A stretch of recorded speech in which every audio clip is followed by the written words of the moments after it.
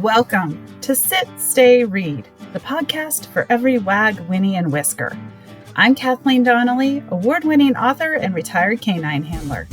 Each week, I chat with novelists about the bond we share with our furry friends and how they inspire stories. Grab a coffee, get cozy with your favorite pet. It's time to sit, stay, read.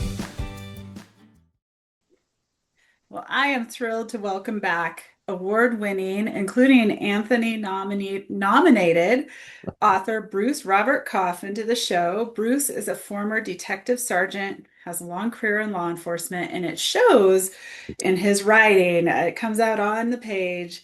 Love Bitter Falls, or Fall, sorry. I keep wanting to make it Thank you. plural. Sorry, Bruce. But Thank you. great police procedural. So, Bruce, welcome back. Thank you so much. Great to be on the program. Well, it's great to have you back. And first, several congratulations. One, you've been nominated for Anthony and Barry. And two, I was reading in your acknowledgments, this is your 10th published novel. Bitter Fall is Yeah, your 10th. isn't that crazy? Yeah, Wow. I don't know how we got here. It's funny. Somebody asked me the other day what I was doing, and I'm thinking, you're not following me that close if you don't know what I'm doing. But yeah, I mean, my 10th novel, my first novel was released. Among the Shadows came out in September of 16, Wow. and so here we are, not even 10 years later, and I'm currently writing my 13th novel, which is just amazing to me. So, That's I, fantastic. I tell people, one of the pieces of advice I got early on was be careful what you wish for. And like every struggling first time novelist, all I wish for was to be published. Right, that's the only thing you can see in Yes. front of you. It doesn't matter what anyone tells you. That's your goal. And Kate Flora kept saying, "Be careful what you wish for," because if the dream comes true, and she had faith that it would, you're going to be doing this for a long time. It's not about one book. And the fact that I'm writing number 13 is a testament to her. She had good foresight, I guess. So Oh, definitely. Well, you're a fantastic writer. I mean, the books just keep thank the you. pages turning and As are you. As are oh, you. well, thank you. Thank you so much. But I mean, the police procedurals are so much fun. And I really felt like I was back with old friends in this book. Like the first book, Crimson Fall. Thaw. Yep. Yes. Crimson Yeah, Thaw. sorry. Yep. Crimson Thaw. Sorry. I became attached to Brock, Chloe. See, I remember the characters better than the titles. Even Lieutenant Cumberland, which I like her. I know Yeah. she's called Penny Dreadful behind her back, but I Right. like her. She's So, I really wanted her to have some complexity in the series, and I have ideas not fully formed on what I want to do with her down the road. But yeah, I mean, sometimes it's fun writing an antagonist that's really not an antagonist. yeah. Because there's some complexities to everybody, and she is more like Brock than probably Brock would like to admit. Yes. The two of them, and I think it'll work out well over time. I like her as a character. She's tough, but she's definitely fair, Yes. and she's definitely on the side of the investigator. So She is, and she plays a good role in this, but Brock and Chloe catch an interesting case. Fill us in a little bit on the storyline for so Bitterfall. so the beginning of Bitter Fall, really, we meet for one scene. We meet our victim, Summer Randall, and she is Yeah. running through the woods for her life. And we don't know who the perpetrator is, but we clearly know that she believes the person chasing her is intent upon her demise. And ultimately, she's running toward the road at dusk, trying to get help from anybody. And she's suffering from a side pain that she knows isn't going to go away. And ultimately, she Yeah. gets struck by a vehicle, and that's the point at which our investigators, Chloe Wright and Brock Justice, enter.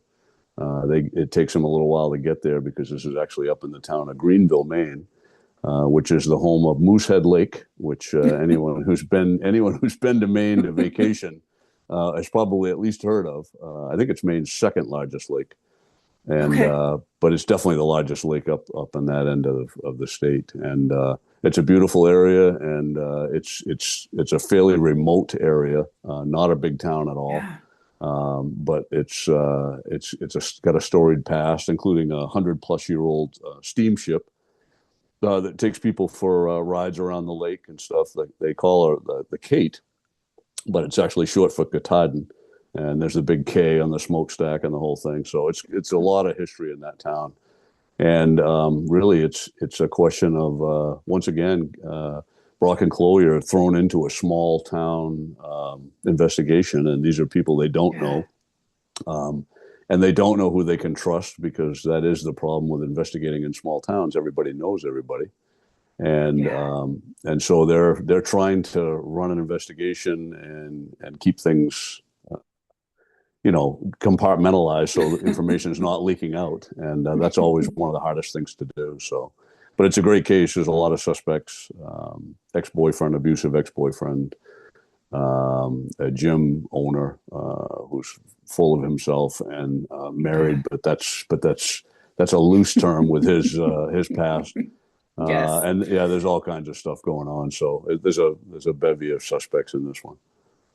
There is. And I one thing I enjoyed was that first chapter from Summer's point of view. For me as a reader, it really gave me a lot of empathy into her situation. Is that what you were thinking when you wrote it that way? As a fellow writer, I'm curious about that first chapter. It is. I sometimes with a book. This is something I actually did early on, and it was really completely an accident when I wrote my second novel, Beneath the Depths, which was one of the John Byron mysteries. I had written a novel, and really kind of the impetus for that story was that I wanted to be able to tell a story to the reader about what it's like for detectives to have to investigate a death of who might somebody you might want to cross the road to get away from. And the point was that we don't get to pick and choose whose deaths we investigate. True. Not everyone is Mother True. Teresa. And so that was really the backstory behind that particular novel. And I had really written almost all of the novel, and I wasn't happy with the opening scene. The opening scene for me was Okay. just the body being discovered. And I realized that in order for it to land, to see what kind of person this was, I would need to write a scene where they were still among the living. And so Okay. I found the answer in the oddest place. I had a short story that I had not completed that was sitting languishing on the digital shelf, as it were. And I realized that the backstory for that, what was the actual opening scene, could easily be converted into a way to describe this trial attorney, who was the victim in Okay. that book. And so I did that, and that became the first chapter. And it landed really well. I was very happy with the effect of that. And it was the only Yeah. time you got to see the victim alive. And it allowed me to do a bunch of different things, some nice misdirection, a chance to see how Yeah. despicable he was, the whole thing. And so really it's a similar type of ploy, I think, that I use in this one. Summer is not that type of person. She's actually very pleasant and really Yeah. well loved in town, and deservedly so, which I think makes her death even harder for the detectives to have to work because they want answers. And you can tell there's a lot of people trying to keep things close to the vest in this town, and they know they're not getting the right answers from people. And so there's a cast of suspects, but really that's what that was. I wanted you to feel Yeah. who she was, I think, so that she just wasn't another body, that she actually was a real person. And then the detectives, of course, as they go through the case, start to unravel things about her life that are known and things that are not known by the family members and friends and that kind of thing. So it was a fun story to tell. It was. Yeah. I love that first chapter. And then I like how you twisted it a little bit even more for Brock and Chloe and the other detectives, and that you made Summer's mother a congresswoman, Yes. and that brings its own circus. I was curious if you had experience, if you had worked a case with perhaps a Um, famous parent yeah, we or worked. a There were a relative. lot of pressure cases. The really, what is it that Harry Bosch calls those high jingo cases? Anytime that somebody who is well known or wired in is somehow connected to one of the victims of your case, nothing goes the way it's supposed to. The pressure level goes through the roof because there's a Yeah. lot of added pressure that normally wouldn't be there. And so I knew that was going to be a problem that Brock and Chloe would have to work through or around. And it's, that I some of the idea behind that came from some of the stuff that I can recall working cases that we worked, where that outside influence really, maybe even when it's well-meaning, can add a lot of problems to a case. That makes There's sense. nothing like outside meddling and going public with it to make it harder to do an investigation. So, and I wanted the dynamic really between Summer's parents too, because I felt like that added an element of realism to it too, where the two of them clearly, were on the outs as a divorced couple, but they also shared something, and that was the grief over losing the daughter. Yeah. So I wanted to be able to kind of portray that as well. So Yeah, I love how you portrayed Summer's father, and I don't want to give away too many spoilers on him, but they both struck me as very realistic. And then you bring the media circus and all that, and I liked how yeah, you talked about the rewards too. I had never thought about that. You get a reward, a monetary reward for information, and it's that actually it immediately sounds like bad. it's yeah. I It's didn't immediately realize bad. that. Well, you think Yeah, about it. I mean, I think I even yeah. mentioned this in the storyline, or at least through one of their heads, is that, or Brock or Chloe, is that if somebody was really interested in doing the right thing on a case, they wouldn't need a financial enticement to make that happen. So No, generally, what you get is an influx of really false leads, time wasters, people who are looking for attention, and it can be hugely excuse me, detrimental to sorry. the case. I kind of let them off the hook a little bit on this, but in real life, that could create a months long backlog of wasted leads. Wasted time where people are chasing down things that are not real, Yeah, and so that can add a lot of pressure to a case. And that the makes other sense. problem with that is that you don't know what the motivation is for someone coming forward. But it does That's true. generally tend to bring out the people that normally wouldn't spend a lot of time thinking about or talking about. So, I'm convinced they're the same people that call into all the radio talk shows, right? They Over and probably over are. again. So, I hadn't thought about that. Yeah, I mean, what came to mind immediately as you were talking about the problems was a high profile case like a Nancy Guthrie case. And I thought, yeah. boy, I bet they've spent hours then chasing down leads. And so very fascinating. That's one thing I really love about your books is you give another look into law enforcement. And at least for me, it makes me think about the job that I don't know anything about really. I mean, what I know about law enforcement is if you are going too fast, I'm probably going to get pulled over and speak to an officer that way. that's But probably that's probably about what most people know, right?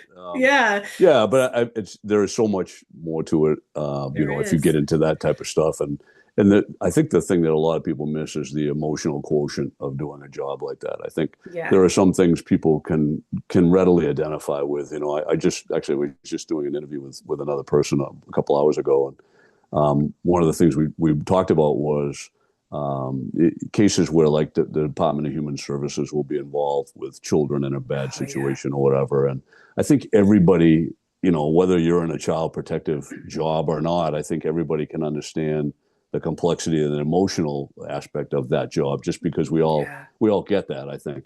But I don't think it's readily associated by your average person to first responders or to homicide investigators, and those things do take a toll. I mean, Yeah. you're not out painting houses or doing something like that. You're Mm. you're actively really meddling around in people's lives in something that's horrific and painful, and ultimately, whether or not you succeed in solving the case and bringing justice to the person for the person responsible, there's a lot of pressure with that, and it's hard not to take that personally. I can imagine. And I think you give us a good feel for that. And I think one of the things you do is you show Brock, who's got a little more experience under his belt, and then Chloe, who's Yeah, getting there with experience under her belt. But right. I feel like you can see the difference a little bit. Was that deliberate to Yeah, have a little more of I a wanted, rookie? yeah, I wanted her to, and she's obviously very good and very intelligent and Yes. Yeah. intuitive when it comes to this stuff. But she's also occasionally a little over anxious and will get herself into trouble. again, it's very similar to a young version of Brock, and which is what I kind of wanted to do when I created her character. Yeah. She's very capable, but she needs guidance. And because she is strong-willed, much like Brock, she will tend to push back. Sometimes she's right in pushing back against Brock, and he usually knows it. And sometimes she's not. But it Yeah. makes for an interesting dynamic. To me, that's a fun partnership to write about and watch develop, kind of as they go. Yeah. So Yeah, I'll be curious to see how that develops down the road. And then, of course, Sit, Stay, Read. We have to talk about our canine. She right, right. was fantastic. I know she has a small part, but Nico, right? Am I saying her Yes, name right? yes. No, you're saying it right. It's Okay. funny. Funny story is so I use the breed that I wanted for that particular dog. But Yeah. I actually I walk on our street a lot, pretty almost every day, and there's a couple that live at the end of the street, and their dog is named Nico, and Oh, she's a cool. huge Belgian Shepherd. She's got to be close to 100 pounds, but you can never tell because Wow. the Belgians have so much hair. But she's a Yeah. big dog. She's intimidating just seeing her, and she's always been very vocal. I'm not sure that Nico was a fan, but she always has something to say to me when they walk by. And yeah, I don't know what she would do, but I don't take it personal. I love Nico, so but yeah, the people that own her were very thrilled when I asked. I said, "Geez, I kind of like to use that name if you don't mind." And they're like, "Oh my God, that would be great." So Nico became the Nico in the story, so which was kind of cool. That is cool. And I love you did an evidence search because being at working canines with the private company, evidence searches, I think, is something a lot of the public don't realize the dogs can do. Tell us about that. And I just thought it was really I was cool. really lucky over the years. I got to be part of a lot of those searches. And, every dog has a specialty. Some dogs are trained specifically just for drug work, some are trained for explosive work. Some dogs are cross trained. Early in my career, I don't think a lot of those specialties existed yet, at least not Okay.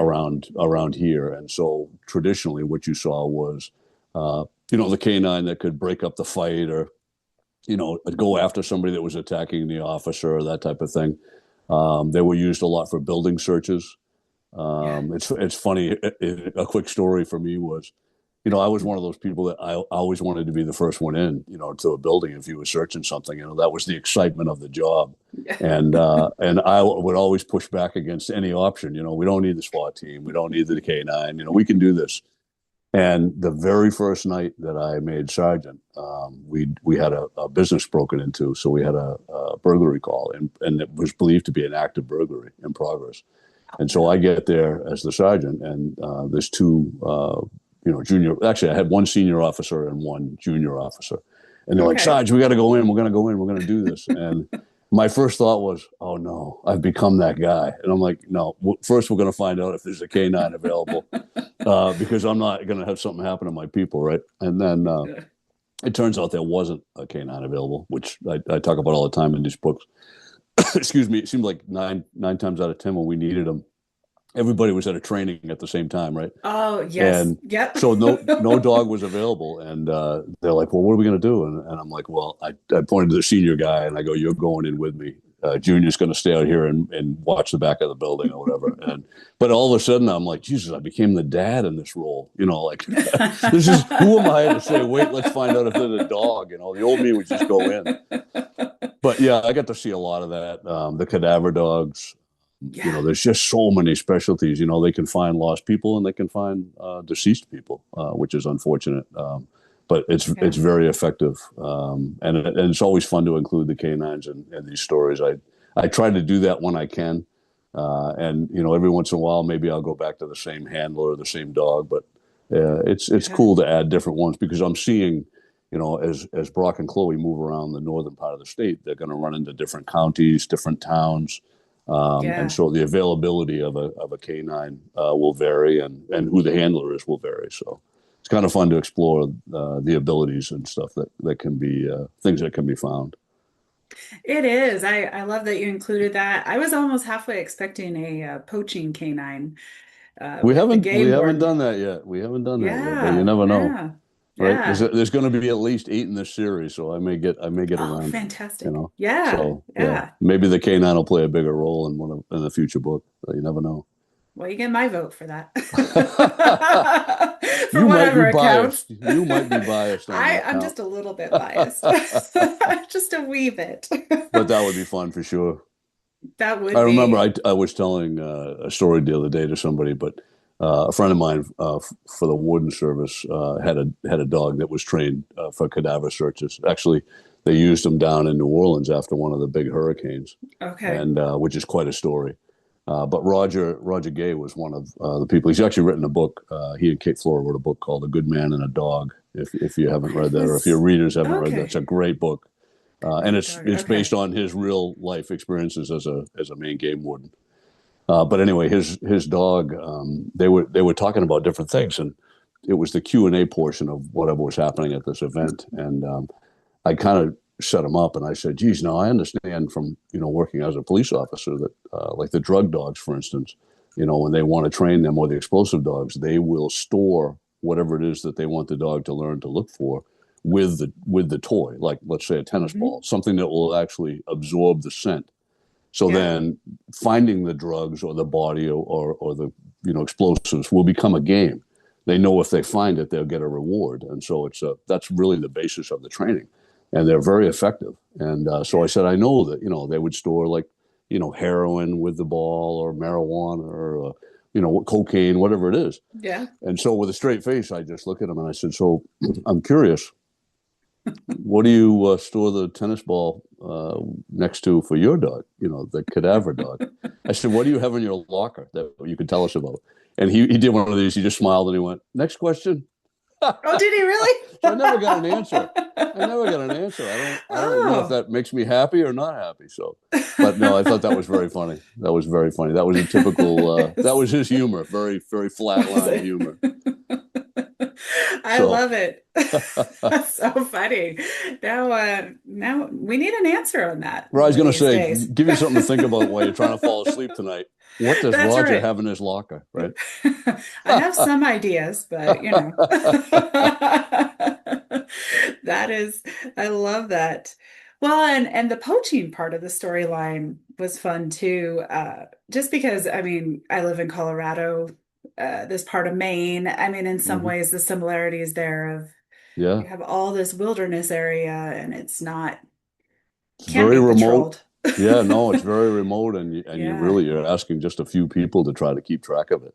Yeah. They always said the game wardens had one of the tougher jobs because you think about it, like when I worked in Portland, if something bad happened to me, within 3 minutes, the cavalry's on its way.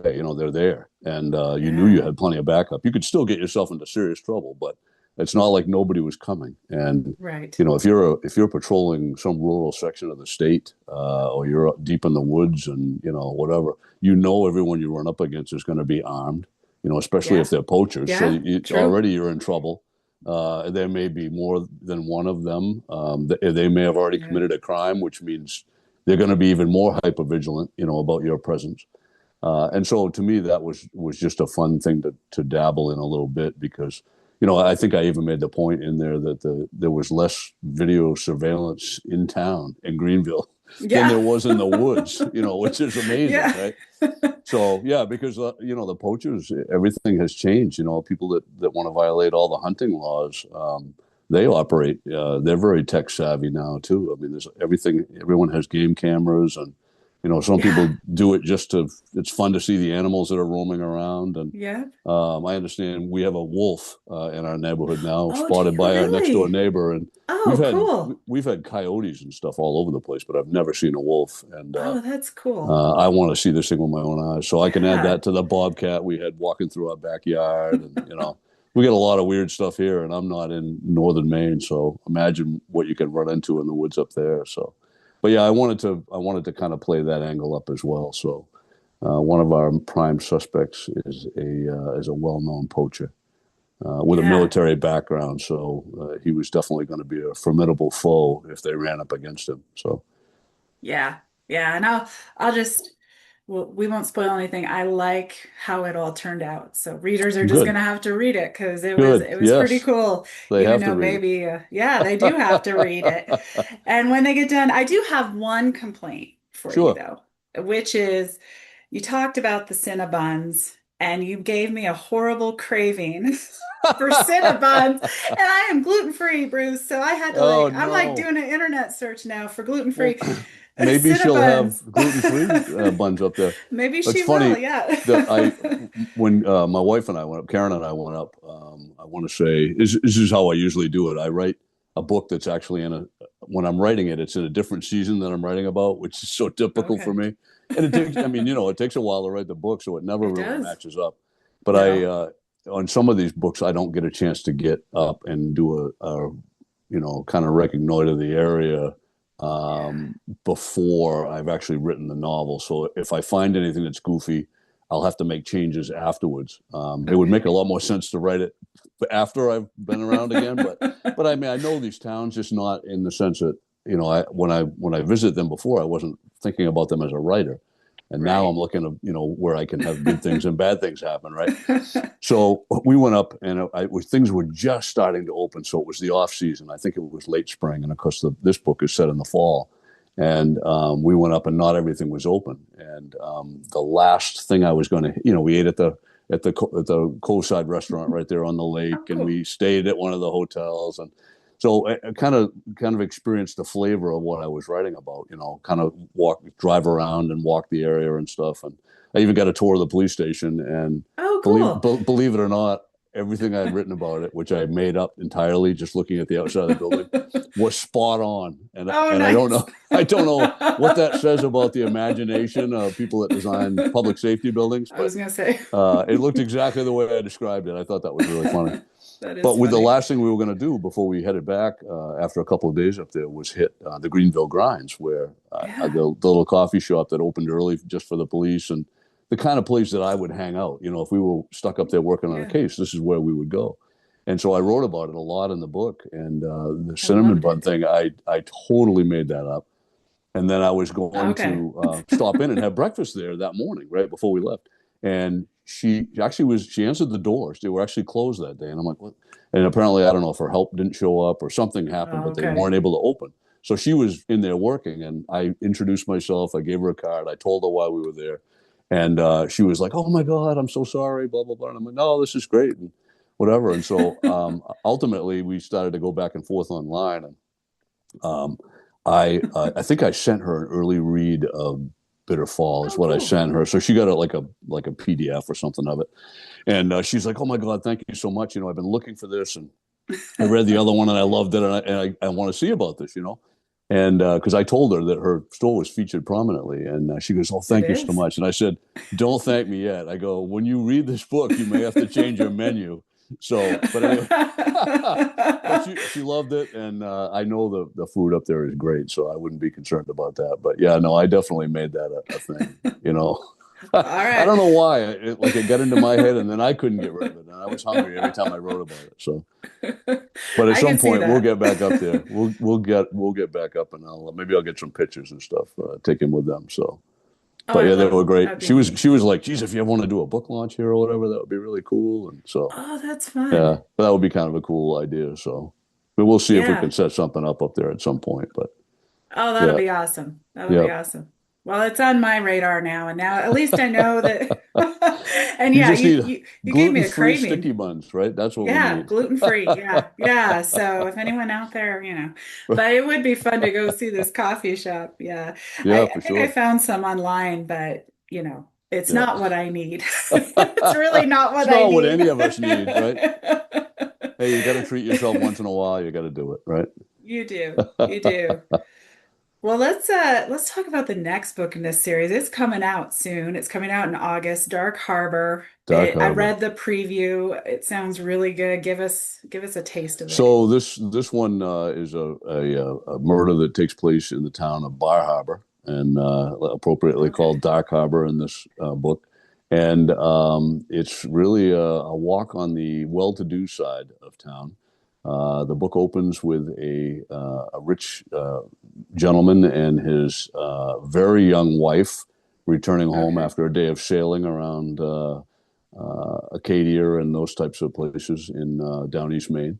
And they arrive home to find a burglary in progress has happened or is Ooh. happening. And I won't tell you how that ends, but it doesn't end well for our hero. And so then Brock and Chloe are called in the middle of the night by the time they get up there, and they have to try and put the pieces together of what happened because ultimately what they find is a dead homeowner and a dead Okay. burglar. Both have been Oh, shot, and there's no easy answers here on this one. So, and the safe nice. has been broken into as well. So, and Okay. where it goes from there is maybe a lot different than your reader would expect. So, let's just say Ooh, that fun. the town of Bar Harbor has some secrets. I love it. So, I love it. right. Yeah, oh my God, that sounds good. I love the twist already that the burglar is found with the homeowner because, you always just Mm-hmm. think of finding the homeowners and yeah. Right. Right. Yeah. Yeah. So that immediately puts some suspicion on the young wife, but I'm sure it won't be that easy. So It's never that easy, is it? no, it isn't, especially not for That was characters. another fun one to write. Another fun one to write, and another one that the townspeople were really great. Putting up with me and stuff as I poke around the area and ask questions. And some people from That's the cool. PD once again, and it was great. The harbor master had a lot of help. Oh, that's Even managed fantastic. to involve the Coast Guard, and Oh, I've got a cool. contact there that used to be a big wig in the Coast Guard. So yeah, no, it's this. I think there's a little something for everybody. If people like the nautical aspect of it, they're gonna definitely like this one. So Oh, awesome. Now, I think these should go to television. Do you have any options on them not or? yet. It's early days, but Okay. who knows? It's always a question Yeah, of getting these books into the right hand, right? So it is. It is. Yes. Yes. I could definitely see this as a television show. So, oh, that would be cool. It'd yeah, be fun to see them film it in Maine, right? There's always it would be. they do the doppelganger, right? They'll do it up in Canada or they'll do it over in the West Coast someplace. Yeah. But I love it when they actually take the time to try to get Maine, correct the landscape and the Yeah. scenery and stuff because it's there's no place like it. You can mimic it, but that's Mhm. the best you're gonna get. So I love it. Yeah, it's still on my list of someday to come visit Maine because I've never been up in that area and no, you'd love it. it looks You'd love it. amazing. So, Have to check and out you're Baxter State Park and places like that are very cool. oh, cool. That's well, if I get up there, There you go. I'll ask you where to go. All right. But I know the Greenville Grinds is definitely Yes, you on got the to get to the list. Greenville grinds. Got to do it. Yeah. Yeah, that is on my list. Well, how can readers connect with you and keep up with you're putting out all these great books? You can find me on the Book of Faces, what I call Facebook, the Book of Faces. I'm on there, Bruce Love it. Robert Coffin, and I'm on Instagram. I'm on all that stuff. I have a website, brucerobertcoffin.com. You can find me on the Severn River publishing website. You can find me on Nice. HarperCollins website. Kind of all over the place. So, That's awesome. So you're and you easy can to find me find. on at your hopefully at your local bookstore as well. So. Yes, yes, yes, definitely. Well, and again, I'm just going to let listeners know if you're heading to BoucherCon, your first book in the series is a finalist for the Crimson Thaw. Anthonys. Yep, Yeah, for the Crimson Anthony and the Thaw. Berry. So we need to all vote for it Right. and get it. That would be awesome. That would I'm be just going to awesome. put Yeah, a no, plug I'm in for it. right, right. No, I'm looking forward to BoucherCon. It's always a fun conference to go to anyway, but this will definitely sweeten the pot for my appearance. And my first time Yes. to Calgary. I've never been there. I have been to Vancouver, but never been to Calgary. So I'm looking forward to that as Awesome. well. Should be Awesome. fun, It should be a lot of fun. right? Should be Awesome. great. Yeah. Well, thank you so much again for coming on the show and Thank you, Kathleen. congratulations for all your accomplishments, Bruce. It's just Thank you awesome. so much. Thank you so much. I appreciate it. Everyone, the book is Bitter Fall. Make sure you add this to your to be read list, especially if you love police procedurals. It's fantastic. And until next time, keep your tails wagging and pages turning. Thanks for joining me today. Sit, Stay, Read is a part of the Authors on the Air Global Network. If you enjoyed today's author interview, be sure to leave a review and share the episode with a fellow animal-loving reader. If you're curious about the world of working dogs and wilderness adventures, please check out my books at KathleenDonnelly.com. Until next time, curl up with your best furry friend and sit, stay, read.